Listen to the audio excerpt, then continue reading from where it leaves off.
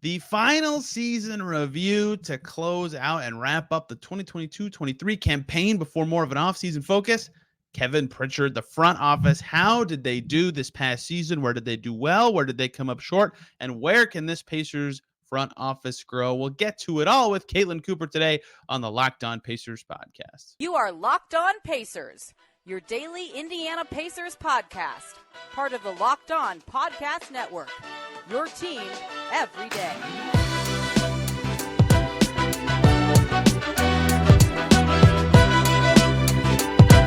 Welcome into another edition of the Locked On Pacers podcast, where we, of course, talk about the Indiana Pacers. As always, my name's Tony East. I cover the team for Forbes and SI, and today, the final review of the 2022-23 season. Kevin Pritchard, the Pacers front office leader. What did he do well? What did this front office do well and succeed in last season? What did they do poorly or less successfully, and where can they grow? Caitlin Cooper is going to join, and we're going to get to it all today, just like we did yesterday for Rick Carlisle. I encourage everybody to check that out, and every player on the roster next week. Back into draft stuff. Brandon Miller coming Monday. Lottery preview coming Tuesday. If you're into that stuff, it's coming. But today, we close the books on 2022-23. Talking about Kevin Pritchard with Caitlin. Let's get right to it. Don't cry because it's over. Smile because it happened. It's the final 2022-23 season review for the Pacers, and it's Kevin Pritchard time, the man at the top. And talking about Kevin Pritchard, similar to talking about Rick Carlisle, is talking about the whole front office, but he is the figurehead of it, so he will be the man who we refer to today. Joining me to review Kevin Pritchard's 2022-23 campaign is Caitlin Cooper from Basketball She Wrote. Caitlin, this one is fascinating because we are not long removed from the Pacers saying we have completely changed our thinking. It's a long-term approach. Everything we did this summer was based on that, and now they already are trying to accelerate that timeline. So a very strange year of both transactions and success that make defining this past year for the Pacers really fascinating from a front office perspective. Hey, just right off the top, when we were doing these as player reviews, we had one play, one number, and one over/under, and we've ditched that formula. But if you were gonna pick one clip of Kevin Pritchard, oh, there's only one, right? It's an obvious answer.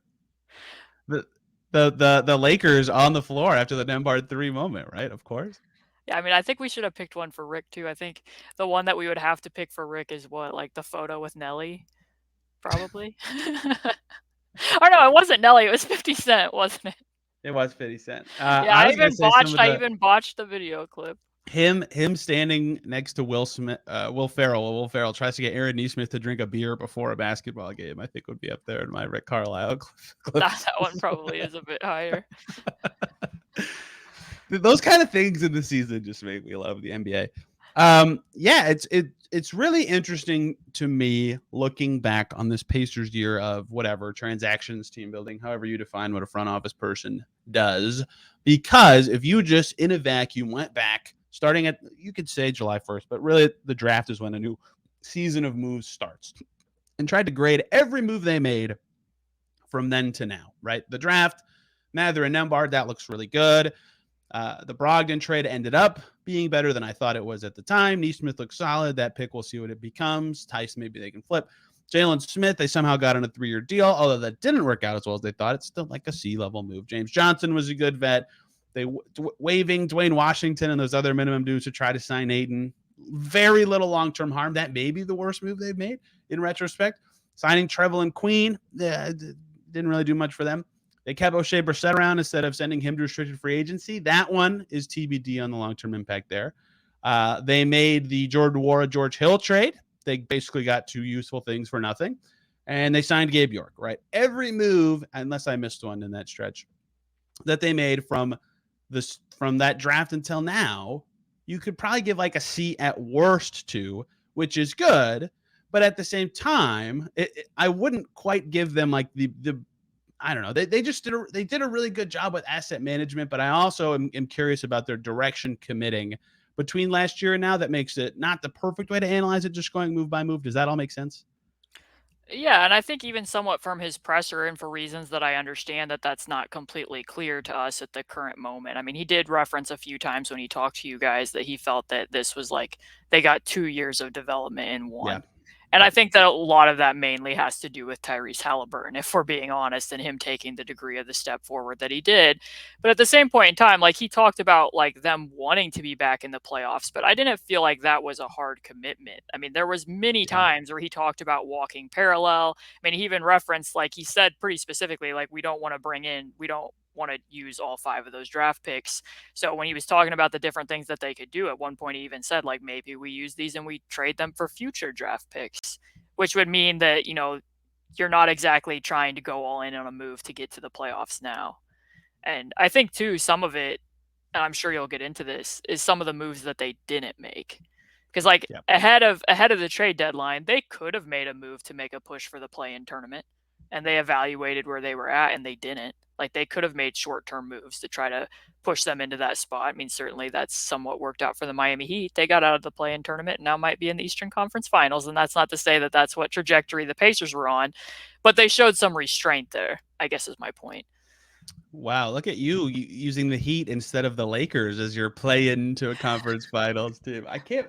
The NBA's got to be psyched that the play-ins can have this much potentially this much success this year. Yeah, that is similar to what we talked about with Carlisle. A hard part of evaluating this is we don't know what they didn't do. We don't know what was and wasn't on the table. Like I can tell you that Kevin Pritchard went up on behind a mic twice and said, "Yeah, we tried to be aggressive and we didn't." Well, why? Is it that they said, we probably can't make the play in this year? Or is it that the trade to be aggressive and get the guy they wanted too too much value for them to commit in the moment? Maybe that's what it is. Like, I don't know. I don't know who the players are. I don't know exactly what the move is. I don't know. So it's impossible for me to say if it was or wasn't the right decision without knowing the value. I know that a lot of chat around the NBA was like waiting for a market reset on trades like that after Gobert and after DeJounte Murray's values. And Murray's wasn't like insanely high, but I don't think a team in the Pacers situation what were they at the trade deadline, like 2 games under 500 or something like that, should be like, let's trade 3 first-round picks for a complimentary guy. Like, that doesn't make sense. So I think that without knowing what they didn't have the option of doing, it's hard to say. But I think in general, from June to right now as I speak, they did a pretty good job, and this is where I would start with my success for Kevin Pritchard, of asset management. Everything that they needed to use this season or had the option of using between the 6th pick, the 31st pick, their late seconds, their cap space, their tradable assets, like Brogdon, for example, they got a lot out of them. And that's something he's typically,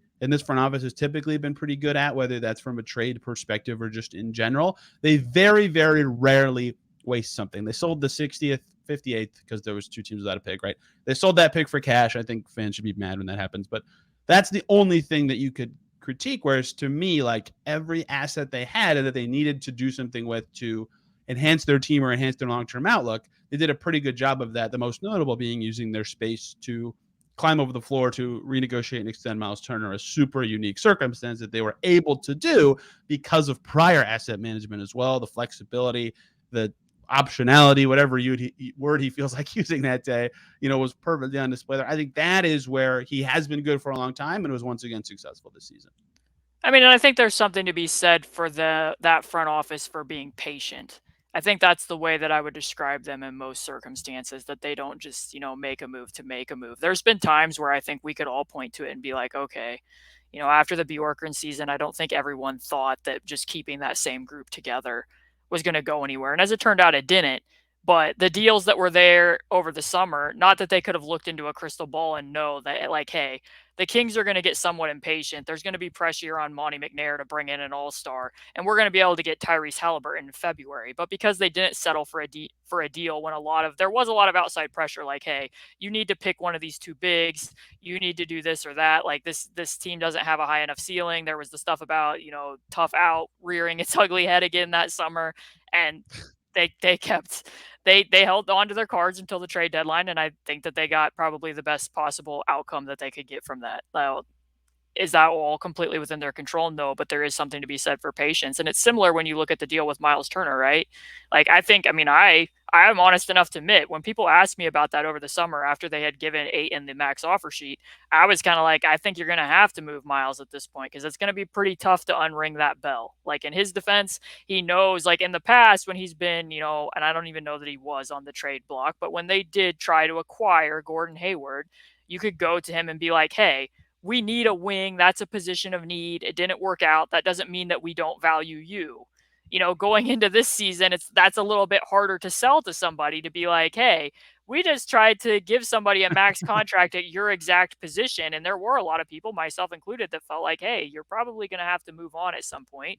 The Woj interview happens where he's basically discussing whether the Lakers should give How up did I two forget picks or about that? not. Like, I did not think that was going to be a possibility, and yet, the season went on. The stuff Miles played well with Tyrese. Miles took steps forwards in a lot of ways. He liked it here, and we're to the point where they end up re-signing him. And Miles basically has a tweet where it's like, "It was always you, Indiana." Like that worked out better than I think anybody expected it to. Hey guys, short little break here so I can talk to you about eBay Motors. For a championship team, it's all about making sure every player is a perfect fit. It's the same when it comes to your vehicle. Every part needs to fit just right. So the next time you need parts and accessories for your vehicle, head to eBay Motors. With eBay Guaranteed Fit, you can be sure every part you need fits right the first time around. Just add your ride to My Garage and look for the green check to know the part will fit or your money back. Because just like in sports, confidence is the name of the game when you shop on eBay Motors. And with over 122 million parts to choose from, you'll be back in the game in no time. After all, it's easy to bring home a win when the right parts are guaranteed. Get the right parts, the right fit, and the right prices on ebaymotors.com. Let's ride. eBay Guaranteed Fit only available to U.S. customers.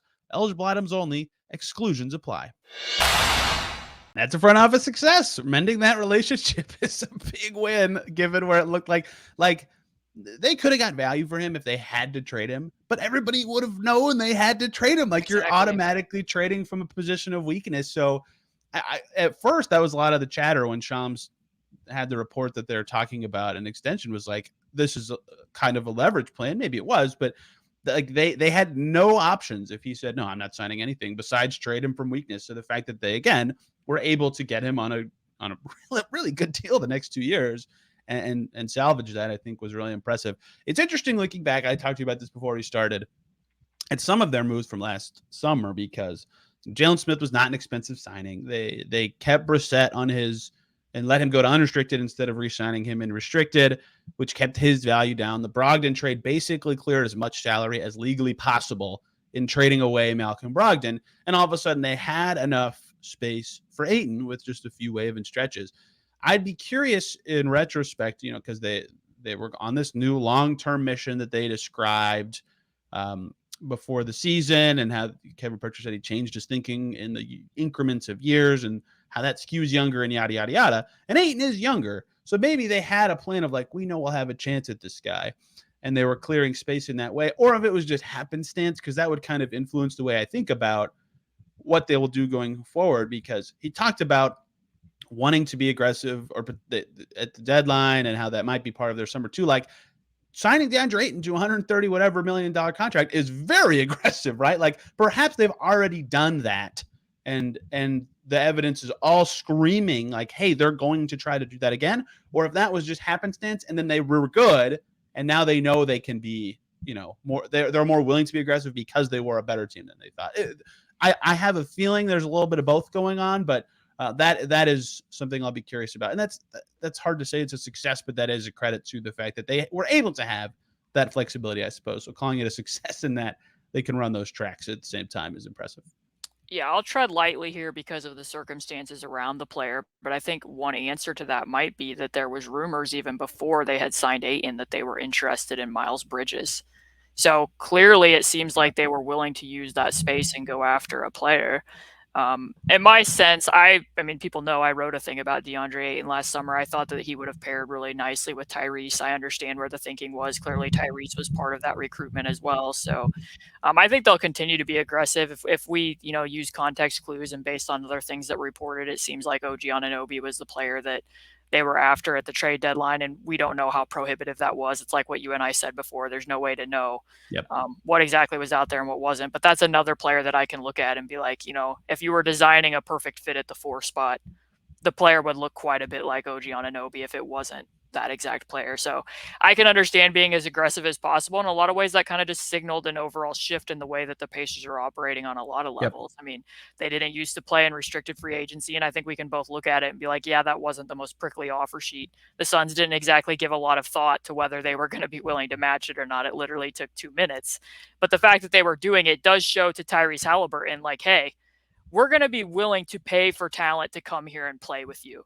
So even if it didn't work out and it got matched within 2 minutes, that was a powerful statement to his teammate, because I know that Paul George has kind of talked about that in the past. And yes, Paul George talks in a lot of circles a lot of the time.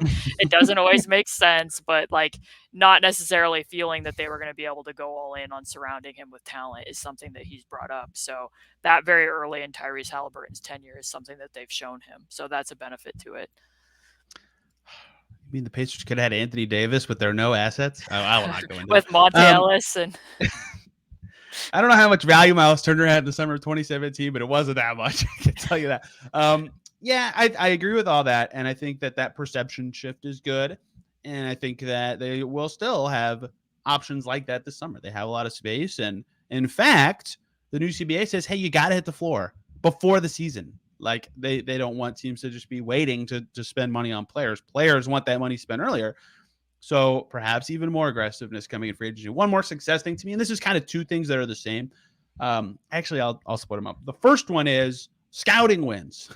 And this kind of dates back to Jalen Smith, but 3 straight trades they've made, the Jalen Smith trade, the Aaron Nesmith trade, the Jordan Ward trade, were players that they identified that they thought, we like this guy before the draft. They're in a crappy situation. They have very low value now. Let's get them here where we can play them more, put them in our situation and see if they're better. And all 3 have been. That's a win. That's a success. The 2 that were this season were Nesmith and Wara. I think that is significant. And the other thing, and this kind of ties into all 3 of these guys because they're young, is Kevin Pritchard's MO. Maybe this is just me reading into his actions. I don't know if he's ever said this, but in trades, it's kind of been like they really like young talent with a lot of time left on their deal. And I think that's been smart in their situation a lot of the time. And it's part of the reason they're able to be in successful situations with flexibility. And they did that again a lot this season. Yeah, because I mean, the Wara contract too, like even if he outplayed what my expectations were when they traded for him. That was clearly a home run deal because you basically gave up pocket lint in order to get him to come here. But like, even if they Pablo Valet is not pocket lint, Caitlin. I mean, even if they decide next year, like depending upon where the rotation shakes out, like that could be a potentially salary matching deal if he continues to play at that level. So that was kind of win-win-win. But I do want to ask you something that got reported last summer and get your thoughts on this. Malcolm Brogdon mentioned last summer that there was deals on the table from both Boston and Toronto, and that the Pacers effectively let him select his destination. Does that change your opinion of Aaron Nesmith at all and what the front office did?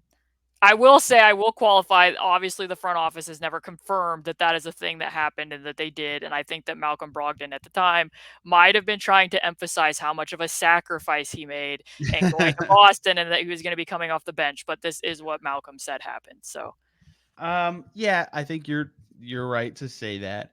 And here's another thing I think, and I think this a lot, like when a team makes a trade and their fans immediately go, that's terrible value. What are they doing? It's like, do you think these people are stupid? Like, do you think they took less value on purpose? Like, no, that's just what the market was. And so to tie that into what you just asked me is, I think that if, for example, the Wizards were like, Brogdon brought that up when I talked to him when he came back to Indy, like the Wizards were a part of it before the draft and they weren't. But like had one of the 3 teams' offers been like significantly better than the other 2, I don't think the Pacers would have done that because I think that they would have taken the one that's significantly better.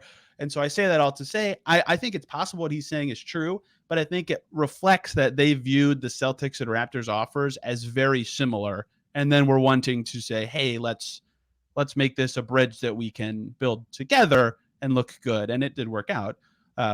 Obviously, Nesmith looks like a solid player, but that is what I believe to be part of the case potentially, is that they did not view the value difference between what the Raptors were offering and what the Celtics were offering as significantly different, whether that's I don't know, Malachi Flynn or Precious Achua and whatever their first was going to be.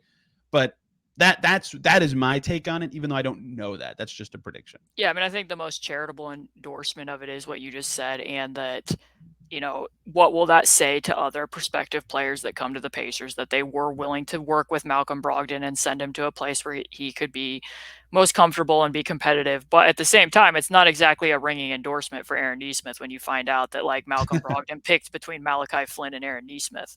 Like, if it's Flynn, I don't know who it is, but yeah, yes. no, I'm just saying, like, right. I don't know. I didn't completely know how to take that at the time, so I wanted to hear what your input was. It doesn't necessarily seem like you identified that talent on your own at that point if you're letting Brogdon make the decision. Yeah, I agree, and it depends on how negotiations went too, right? Did they call up Boston and Toronto and they made the offer, and then they both got accepted, and a lot of channels would need to be investigated to fully figure that out. But I am generally of the mind that front offices aren't intentionally sabotaging themselves. Yeah. So there is definitely more to it than what he said, even though I believe what he said is likely somewhat true. And Brogdon would have helped a number of teams. He's been pretty good for the Celtics in this postseason. Non-successes. Oh, go ahead. I was going to say, on the other thing on the Brogdon front is, signing him to that extension. I wonder, him coming off that Achilles injury, how much that impacted things. Because, I mean, a summer prior, before they signed the extension, he wasn't trade eligible.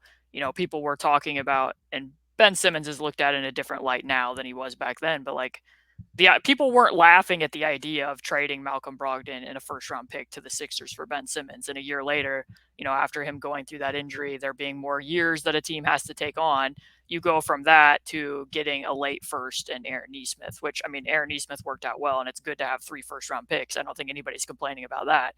But it is a different valuation than what people were expecting to get from him 12 months prior to that. And I think some of that could be that positional weakness stuff we talked about, right? Where it's like everybody knows what the Pacers situation is. Like, they're not going to be kicking down the door. To pivot to non-successes, I am one of the only people who feels this way. But you talked about it earlier, and Kevin Pritchard talked about the parallel paths part of going forward. And I tend to think that is a bad strategy. And like it is possible to pull it off. The Boston Celtics in the late Isaiah Thomas, early Jays era did it pretty well. But it is kind of hard to blend a young team with youth you're trying to develop and a roster that you're trying to win and succeed with at the same time. It's possible, and maybe they can pull it off. But it's really hard to do that and manage your assets constructively without picking a direction, I think. And I'm a big fan of front offices who pick a direction and go with it. That's why something about Memphis that always has impressed me is even when they're good, they're still committed to a long-term approach. And so he mentioned the parallel paths, and maybe that means they're not going to be as aggressive as it sounds like maybe this summer, and they're going to try to organically grow, as he kind of said. But to me, that is not the approach they should be taking. They should either be leaning into 45, 50 wins, going for it, air quotes, or continue to say, hey, our core is 3 guys who are 24, 21, and 23. Let's stay young for a little bit and be patient and strike at the right time. And you talked about their patience in the last segment. So maybe it works out. It has for some other teams, but like the Warriors' depth right now in the playoffs kind of sucks because some of their young guys aren't ready for it, right? Like it's hard to pull off, I think. And so I think that is a non-success to me, is that is what they're hoping to do next, is the 2 paths. I guess it depends how long it drags out. Like if right now he's communicating that from the standpoint of, we're modeling our options and we need to find out exactly what's going to be available and we're not going to fully know that until the draft. I think I can get behind that they're going to keep walking both lines and determine which is the best outcome. If you get to the point where it's the beginning of next season and what you just described is the line of thinking that they're going to keep trying to do both of those things, then I think that would be a mistake. A very valid answer of this last year, the Toronto Raptors, or if the Raptors continue to do what they're doing. And, you have Scotty Barnes, and the development path for him wasn't super clear this year, in part because the context for each of those guys isn't super good. Like, you can pick Yeah. certain combinations of their starting lineup that you like, but then when you think about the other three people that are around them, it's not really conducive to optimize any of them because they're trying to Right. maintain, or last year, they're trying to maintain the last vestiges of their championship with Fred VanVleet and Pascal Siakam on the roster. And certainly Pascal Siakam's the most important player to what they're doing. But what's that doing for Scotty Barnes and the player that's most likely to be on your roster the longest? What you're saying is true. I think it's very hard to do both of those things. And that's why I did give Rick Carlisle some credit on the prior episode, because I think balancing both of those things and still being able to point to, okay, some of these young guys still got better is challenging when they were overachieving to the degree that they went. So I think I would land on the side of it that if this is still a conversation at Media Day next year, where this is still like they're still walking both sides of the fence and they're still presenting it as a good thing, then I would be more critical of it than if it's something that it's like, this is what we're thinking about now because we want to have Yeah. as many, like, keeping all of our options open going into the draft, and then we're going to make a decision from there. Yeah, June 22nd will reveal, like, they've always been an action speak louder than words kind of org, which is fine. I think we'll learn a lot on draft day about how they really feel about what that path is. Like, if you pick someone young that you like and can fit in, and then you go like, I'm making up free agent names. I'm making this up. I'm not reporting anything. I'm making this up. Like, and then you go sign like Harrison Barnes and a Martin twin or something. Right. Like, what did that do? Like that wouldn't make sense to me. Exactly. Yeah. So, but they have to use their space in some way. Like, it's complicated, but I am not a fan of that type of thinking, even if maybe like from a raw asset perspective, like, yeah, you got good stuff for your space. You got good stuff with your pick, but like your team doesn't make sense. How have you accentuated your identity that we've talked about so often? That's something that I think is a kind of a TBD, but that thinking is not ever my favorite from a team building perspective. And I'll be curious what they actually end up doing. Also, I'm curious what you think about this. If you even view this as something that can be evaluated as success and failure. They talked about, Kevin Pritchard said, he studied China and their long-term increment thinking and all this stuff. And so they are pivoting to a longer-term approach. And that took a lot of front office meetings and all sorts of that kind of stuff. And that's really hard to do, to have an organization change your thinking completely. And then 6 months later, they have accelerated through 2 years and 1 year, and they're ready to be a little better and go for 45 to 50 wins. I don't know how to view that in a success versus failure context, because the reason they're thinking about already changing back their thinking is because their season was good and successful, right? Like that in itself is a success, but should the carrot being dangled in front of their face so much really make them already shift back? I don't know, right? Like we talked about this on the Rick part a little bit. It's like if you're, exceeding expectations at first and then kind of fall back to earth, but you still have a better than expected record. Like, did you really have a better season, or was it just like a couple months of success? You need to be maintaining your approach. So I don't know how to feel about that, but I think that like even one more year with a lot of what they have of maintaining a longer term thinking approach would do wonders for what it allows them to do going forward. And I just am curious what you think about that and what you think about the sudden shifts twice really in a year of approach to their team building. Yeah, I mean, what we talked off the top about when I made the joke about what clip would you use, and you bring up, Kevin Pritchard storming the court with the team when they got that win over the Lakers, like that was kind of one of the major high points of the season. And I remember talking about that on our podcast with Mark when we got done, and both of us were kind of like, this is very reminiscent of the 17-18 season, and it's really hard to pull the plug when you have those types of vibes. But in the long term, is this necessarily good that they've stepped out and gotten better than what people thought they were going to be? Like, would you have rather had, and we don't know where the draft lottery will happen, where they'll finish next week when that all is said and done, but like, would you have rather had another really high pick to pair with Tyrese and Benedict?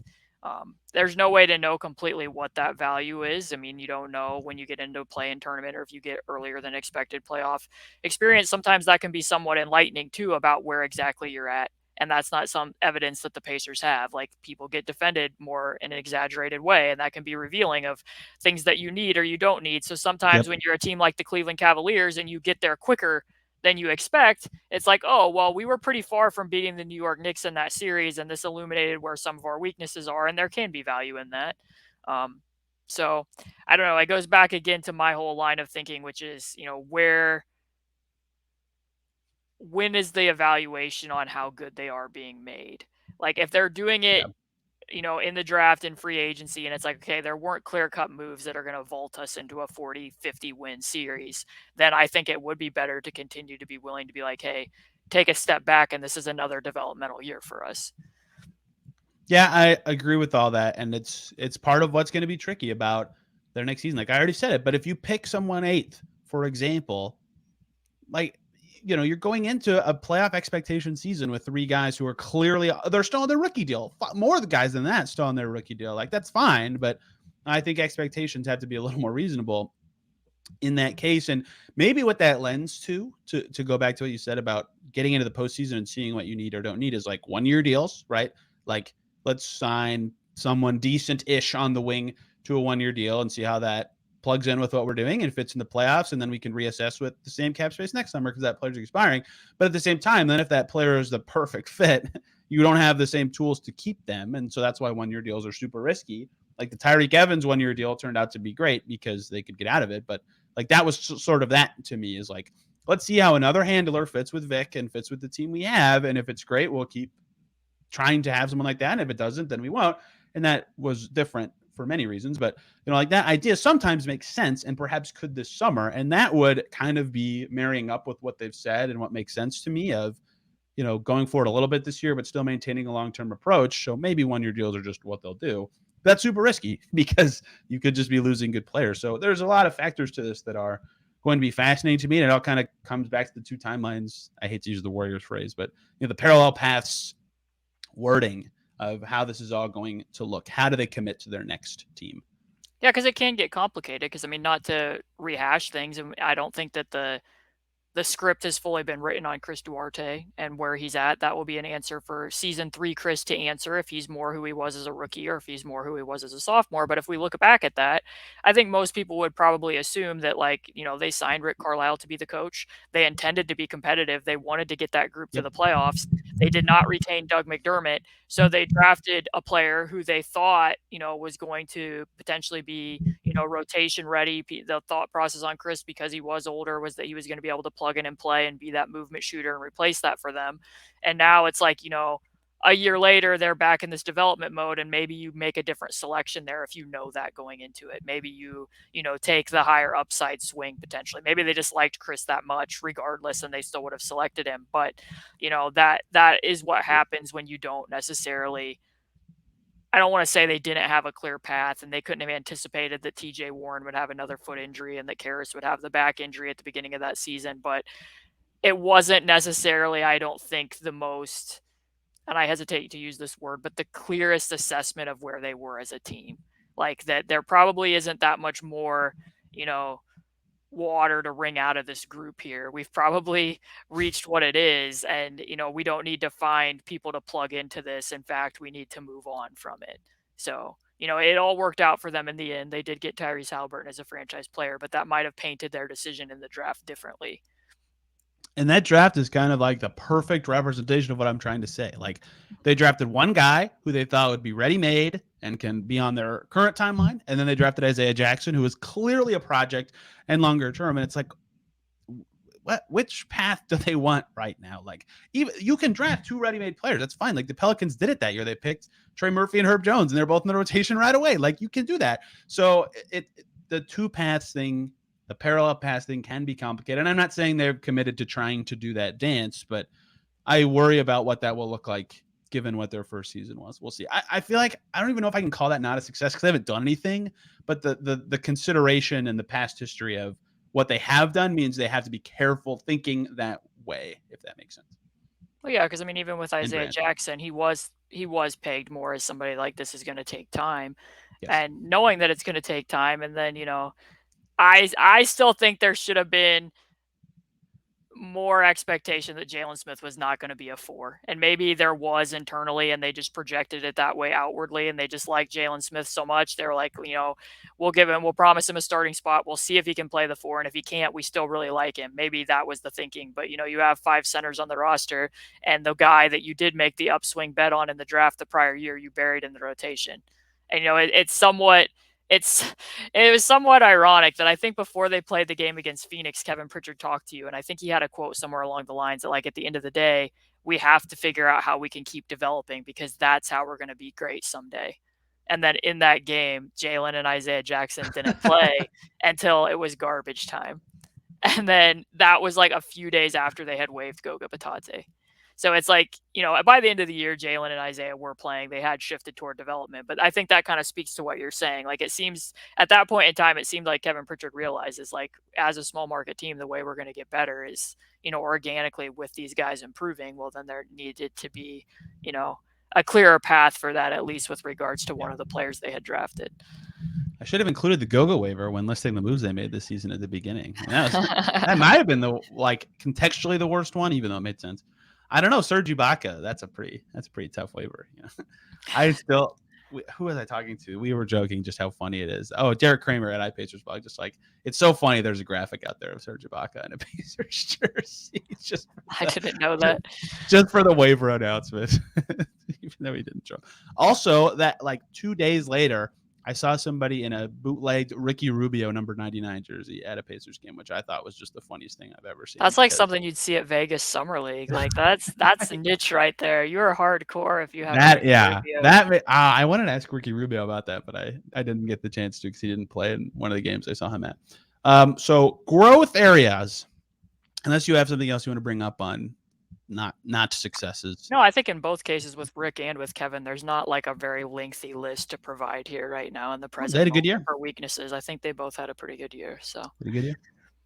Growth areas. We'll see what Mathurin and Nembhard's year 2 looks like because after Duarte and Jackson's not so successful second years, you can point to the draft still, right? It looked like for a second when Mathurin was popping and Duarte looked good and all this stuff that maybe they had solved some of their draft woes from the past. Their best pick from 2017 to 2020 was Edmund Sumner, probably in that stretch. And he's a good player, but not who you want your best hit to be over a 4-year span. It looked like they had some things solved a little bit. And then Duarte and Jackson, for the reasons we talked about in this, weren't all that. If Mathurin and Nembhard are great again next year and they hit the pick this year, maybe they are growing in that way. And I'm overthinking this, but I still wonder if they need to be better in the draft. Every team wants to be better. That's a continuous goal, but that is a growth area for the Pacers, I think, is the draft and the continued development of said players. But yeah, because I think it's even more important for them to nail that last year and this year than in other years in the past. But not only because they have single-digit picks, but because they are, more committing to that and realizing that how important that's going to be for them to get back to where they were. They're not, being so much in the middle anymore, where they are just let's go sign this complimentary guy and try to make a push into the playoffs. So if you swing and you miss, it's going to hurt a lot more. Yeah. Especially this year, I feel, with Tyrese now being able to sign to an extension, most likely this summer, and where they're headed there. You want to maximize his window as much as possible and give them the highest possible ceiling that you can. And, I do remember that, when Isaiah Jackson had his big game against the Clippers and we were all talking about that, I was like, yeah, but look how the Clippers were guarding him. That's not going to keep happening in a year from now. And even early in the season against Benedict at times, they were playing the San Antonio Spurs, and I'll never forget that I believe it was Zach Collins ran away from the nail to rush at Terry Taylor above the break. And Benedict just goes straight down the lane and either dunks it or I don't remember. That was the third game of the year when Benedict was on the absolute Michael Jordan pace scoring tear.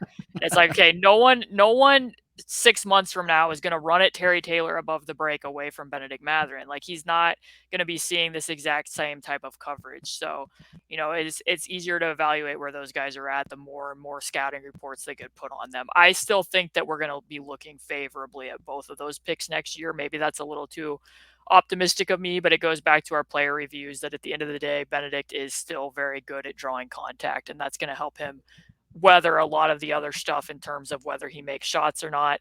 And I just think I believe in Andrew's overall guile and savviness enough that he's going to be able to provide a significant amount of a floor.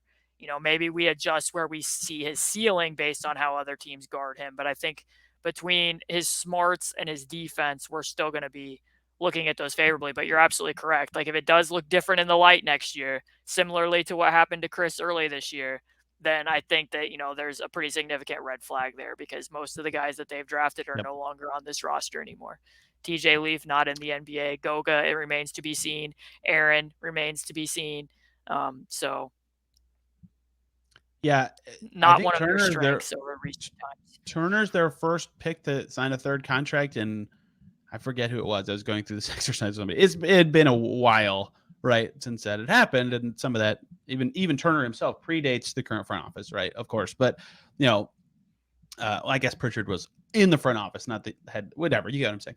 Like that is rare. That is super rare, and their draft history has not been particularly good. And I harp on the draft because I think Pritchard's a very good trader in terms of timing and what he emphasizes and how they've done. Like their track record is like the worst trade they maybe have made was getting LeVert for Oladipo. Like that might be the worst value trade they've made in 5 years. That was a good deal at the time. Like they have done really well timing and value wise with almost every trade they make.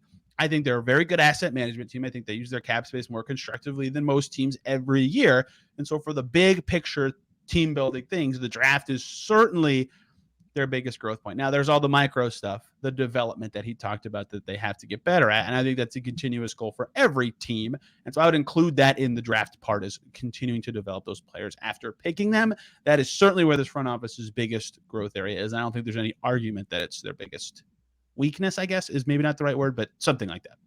Yeah, I mean, I think it's I think stain sounds too harsh, but if there's any blemish to what Kevin Pritchard's tenure has been since he took over from Larry Bird, I think that that's the thing that people would point to. Because otherwise, like I remember last year before the trade deadline, like there was a lot of outrage, and I kept being like, can we at least see what trades they make before we all get mad online? And because I think, I would rather have somebody fix what the issue is that's been there and understands that locker room and has a very solid track record of making trades.